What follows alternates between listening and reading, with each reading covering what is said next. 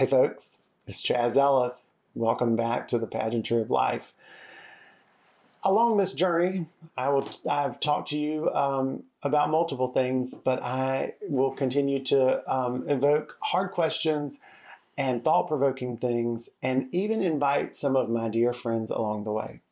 And today is no different. So at this point, I'd like to introduce to you my friend and a former Miss South Carolina, Jill Dudley. Welcome, Jill. Thank you, Chaz. So part of this podcast and this whole thing is a little glass cheers. of something, have a little sip, and then where we can relax, have a it's like cocktails with friends, so to speak. But I just want you to give me a little bit of backstory of who is Jill Dudley. Yeah, well, I guess I kind of have to start where I'm from. I grew up in Myrtle Beach, South Carolina, and I was the first of my family to go to a 4-year college, which was a really big accomplishment. And then I get into college, and I realize how expensive college really is, especially being a first-generation student. And I have no one to fall back on or truly tell you 100% what it's about. Right. Everything kind of fell on me. But it also gave me a strong sense of responsibility and knowing that if I really want something in life, I have to put in the effort and put in the work because nobody else is going to do it for me. So speaking of effort and hard work, you are, introduced to the Miss South Carolina organization. I will gladly tell people that you competed 3 times. Mm-hmm. You won as Miss Hartsville. Just to kind of get into the nitty gritty, tell us what the experience was like, and what you thought, should you win, it would be like. What I thought it would be like, I think that a lot of people... What was your expectation, so to speak? Going back in. Well, my first year I ever competed, I was a fish out of water and I didn't really know what to expect. I was an athlete my whole life. I know sports. I know how to run across a track and field cross-country trail. I know how to kick a soccer ball, but I had no idea just the world of pageantry. So that first year I kind of cruised through, right? So you weren't running the race. I was not running the race. I was on the sidelines. I was clapping for other people in the race. It wasn't until my second year competing that I realized that I really wanted to be Miss South Carolina. I wanted to be a change maker. And it was that third year that I won Miss Hartsville that I realized that I did have a chance to win. What made you think that you could be Miss South Carolina? Well, I think I really just looked into myself internally, and I knew that I had what it took to be a Miss South Carolina. So that third year, I just did everything that I could. I made sure to do mock interviews. I was making sure I was walking in my gown every day that I could, and I was working several jobs to be able to pay for my way to Miss South Carolina. It's like, I'm going to lay it all on the line and I'm going to show who I am in the interview room. I'm going to sing my heart out on stage. And I know that no matter what happens, I am going to be enough. I want to dive deeper because, along this journey, I got to know you. Mm-hmm. 365 days, a whole year. You become Miss South Carolina, but the quest of Miss South Carolina is not where the buck stops. Mm-hmm. It's Miss America. Your platform was type 1 diabetes. Mm-hmm. And I remember sitting with you and saying, why did you choose this? What does it say about you? And your response was? Well, my brother's a type 1 diabetic, and I'm doing this for him. In that moment, in that conversation, I remember feeling this kind of push and pull, like there was something else I really wanted to say. And I remember saying to you something around the lines of, I hate that other people get taken advantage of. And other people... I remember the very words I said to you were, you sang the song Never Enough from The Greatest Showman, mm-hmm. and you performed it in a way that was like you truly felt the pain. Mm-hmm. Do you remember that? Yes. And I said to you, there feels like there's pain there. And your response was? Well, maybe there is. Maybe there is pain internally that I was feeling. And I was. because I held a secret for well over a year.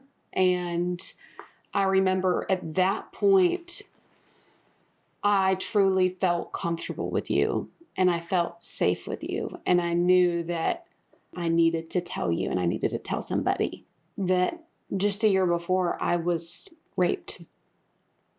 I was raped in my own home by somebody that I had known. And it was just months after graduating college. I had just placed top 10 at Miss South Carolina. I got accepted into the paralegal program at USC. And this horrible thing happened to me. And I internalized it and I hid it away because I felt shame and guilt for somebody's heinous actions against me.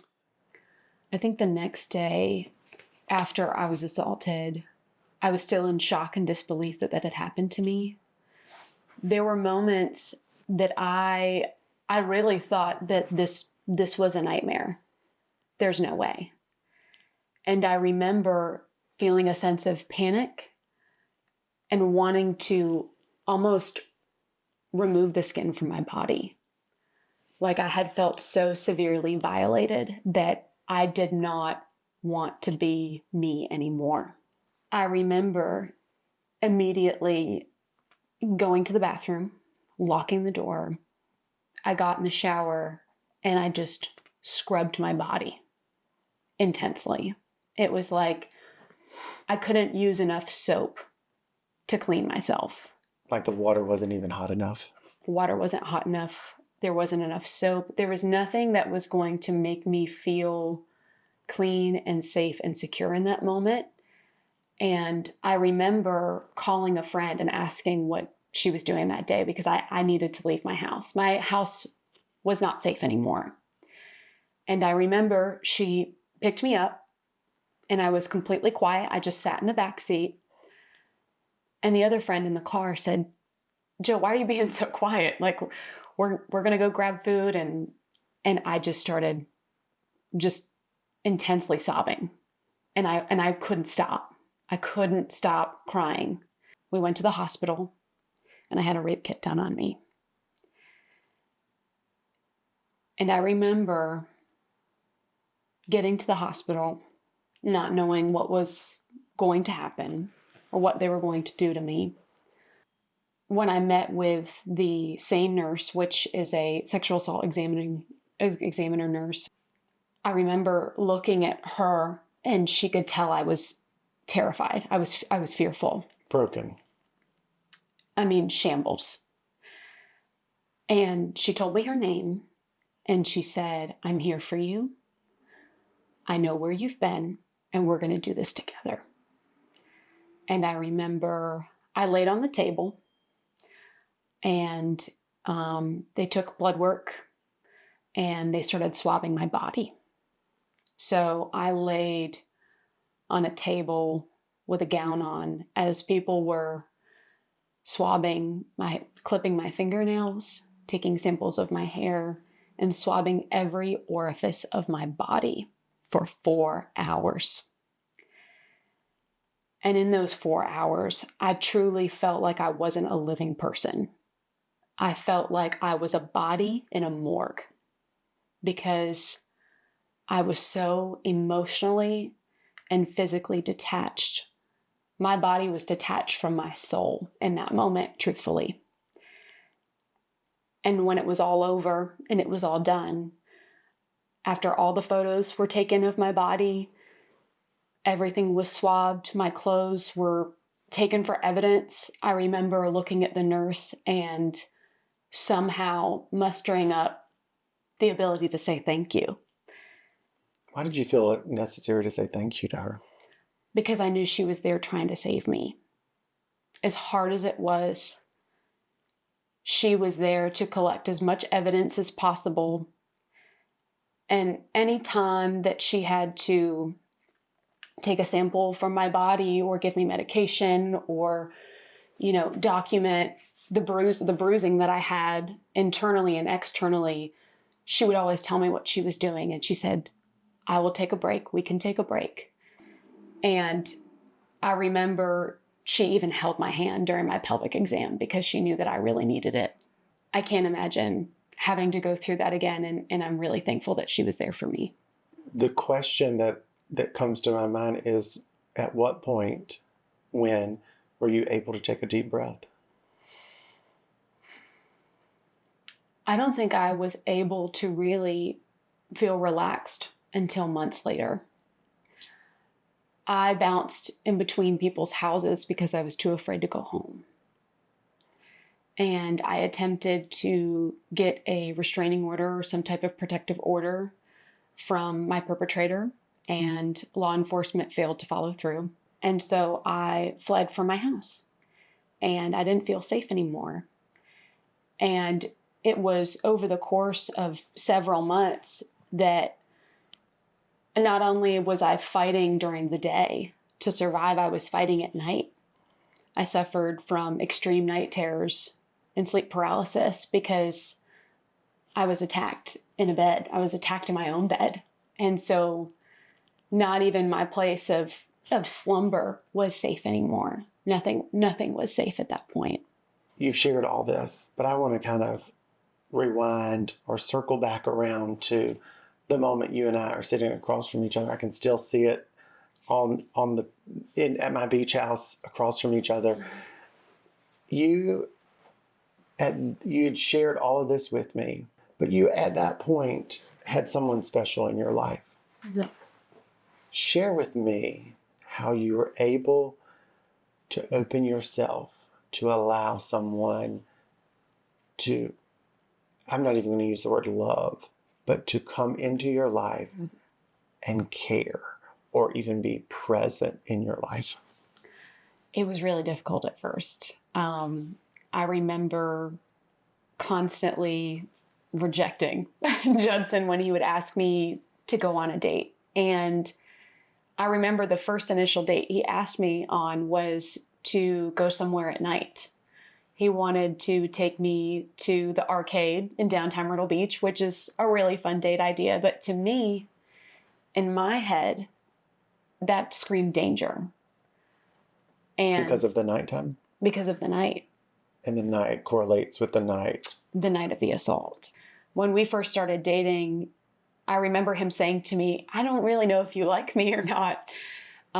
Because there were several times where, he would try to open the car door for me, or he would ask to hold my hand, or he would walk close to me. And I was so hypervigilant and scared that I didn't even want to have somebody within my space to harm me. Well, Judson and I's first night date, I open the door to his truck. I sit in the seat. And he goes to put the car in reverse. And I look up and I look right at him and I say, just so you know, I have a taser in my purse and I'm not afraid to use it.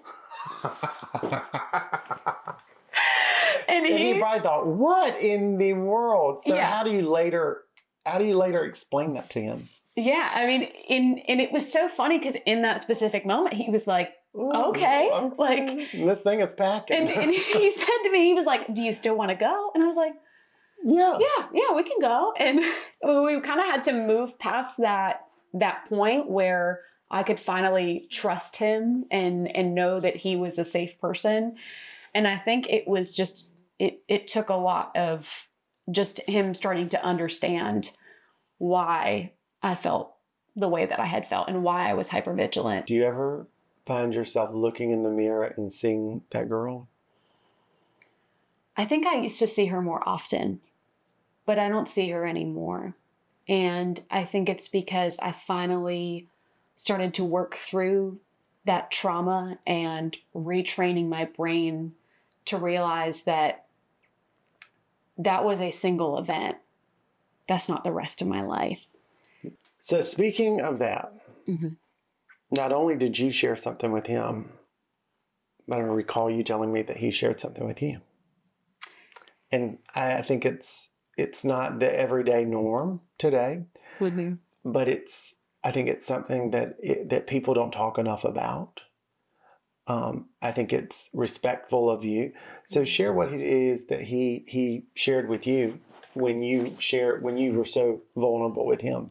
What was one of his vulnerabilities? Right. So Judson, he shared with me that for our relationship, he wanted to keep sex off the table, and that he wanted for us to focus on our relationship without the physical expectations.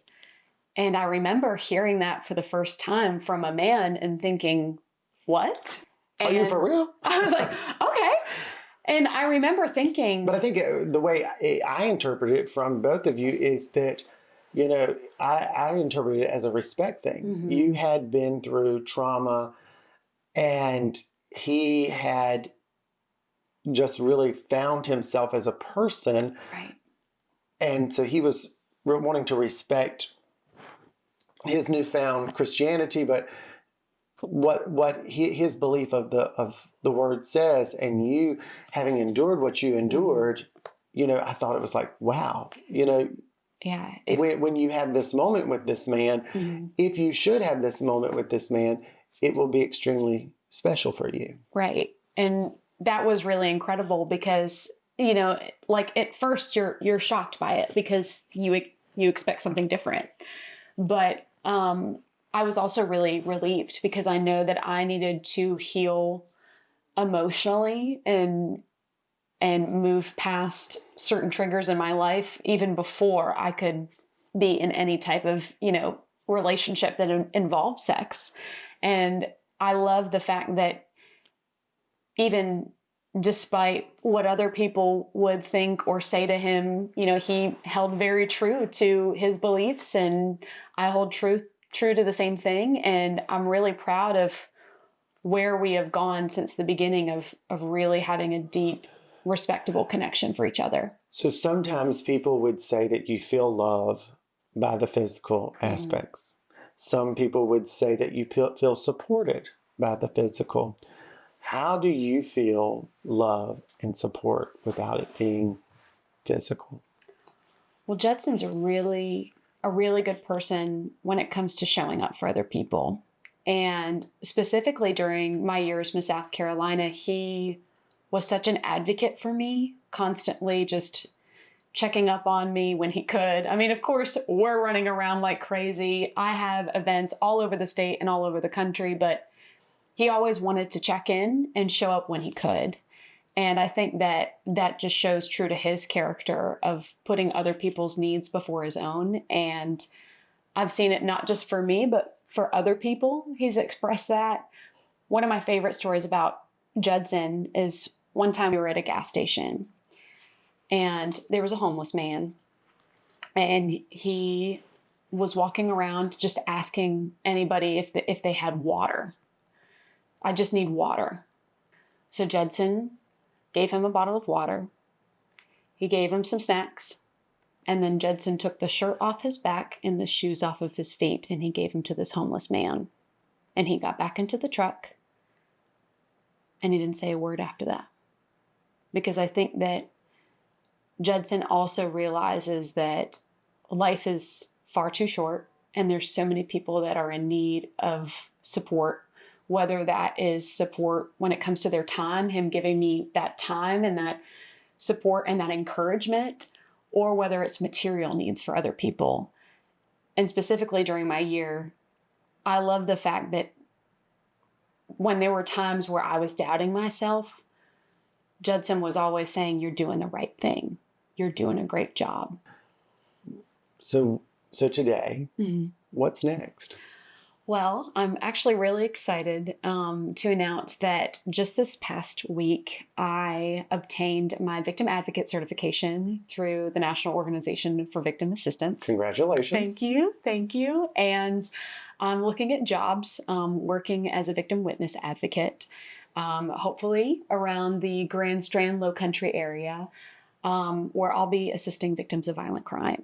And I reached out to a couple of mentors, and I even talked to my program coordinator, and she said, "Jill, if you are brave enough to sign up for this course and brave enough to do this type of work, I know you're going to be incredible in the field."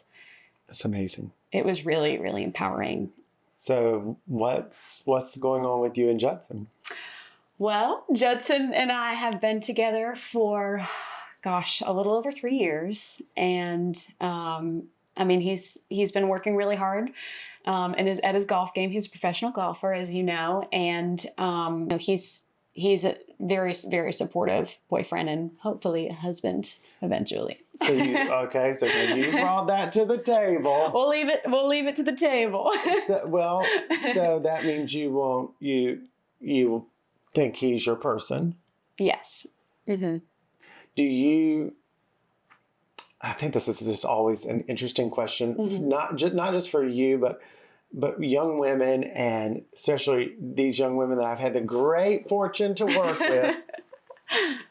Do you think that's just the natural next step is marriage, or are you eager? What is it? I mean, are you eager? Right. Yeah. Because it's the natural next step, or is it eager because you're just ready to be a wife? Well, I think you're wifey material. Well, I know I'm wifey material, but but I think for me, it's that kind of next step in our relationship of working together and continuing to support and elevate each other. You'll have conversations about it. We do. I told him, I said, listen, we're going to have a lot of people at my wedding. It's going to be a big old Southern wedding, so you better gear up. But we talk about kind of what our life would even look like. I'm really excited about hopefully landing a job in Charleston because that's where he currently is. And so we can kind of both support each other within that same city. And I think that like a lot of young women think that like marriage is just this or one magical day or this one magical wedding, but it's so much more. It's two individuals who have their own pursuits working together to improve. I've been married for a while, and it's every day. It's not just one day, and that one day is great, but it's more than that. And so, at the end of all of my episodes, it's kind of like, why stop there? Mm-hmm. And so, my encouragement to you today is, as you wait on the proposal, do not pump the brakes on anything that you want in life. Absolutely. Because you've gotten to this point being fearless, being selfless, and just working your butt off. It's clear that not everything was handed to you. Mm-hmm. You worked your butt off to pay for your education, literally, through the Miss South Carolina organization. So my encouragement to you is that while you wait on the diamond, don't stop living and keep pursuing everything that makes you happy. Because when it's right, it will be right, and it will be right for y'all. But the next challenge is, what is your why stop? Why stop there? I would have to say my why stop there is that I have moved through this extremely traumatic event that crippled me for well over a year and a half. And I've moved beyond that. And now I am continuing on the journey to support victims of violent crime. And I know that not only is it empowering for me to be able to learn and stay involved, but I know that by doing so, I'm going to save the next girl and I'm going to save the next boy. And that's so incredibly empowering and important to me. I don't think you're going to ever, hold my hand. Okay. I don't think you'll ever stop giving. I don't think you'll ever stop, so keep doing what you're doing. And I thank you for being here. We got to cheers to successful lives. And I want to thank you all for joining me today again as I talk with people that are dreamers and who are leaders and who are making a difference in the pageantry of life.